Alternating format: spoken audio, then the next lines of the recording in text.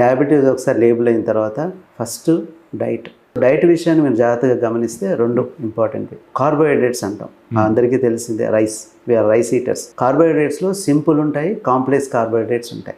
Simple కార్బోహైడ్రేట్స్ని తినొద్దంటాం. Polished rice కానివ్వండి, పిండి పదార్థాలు మైదా లాంటివి కానివ్వండి, షుగర్ కానివ్వండి, అవేం చేస్తే సడన్గా బ్లడ్లోకి వెళ్ళి షుగర్ని పెంచేస్తాయి. పెంచడం వల్ల ఏమవుతుంది, insulin secretion over period of time exhaust అయిపోతుంది, బ్లడ్ షుగర్స్ ఎక్కువగా ఉంటాయి. సో అందుకే సింపుల్ కార్బోహైడ్రేట్స్ నుంచి మనం కాంప్లెక్స్ కార్బోహైడ్రేట్స్కి వెళ్ళాలి. Whole grains, brown rice, oats, తర్వాత ఈ మిల్లెట్స్, హోల్ వెజిటేబుల్స్ తీసుకోవడం. నేను అదే చెప్తుంటాను, జ్యూసెస్ అవి తాగకుండా ఫ్రూట్ లాగా తినండి చెప్తాం. గ్లైసెమిక్ ఇండెక్స్ అని, గ్లైసెమిక్ లోడ్ అని రకరకాల నేమ్స్ వచ్చాయి. అవి కూడా ఇంపార్టెంటే. గ్లైసెమిక్ ఇండెక్స్ అంటే మనం తీసుకునే ఆహారంలో ఎక్కువ బ్లడ్ షుగర్ పెంచే అవకాశం ఉంటుంది ఆ ఫుడ్కి, అవి మనం తగ్గించుకోగలగాలి. మీరు తీసుకునే అదే మందులు, అదే నాణ్యమైన మందులు మెడ్ ప్లస్ బ్రాండ్స్ పై సగం ధరకే.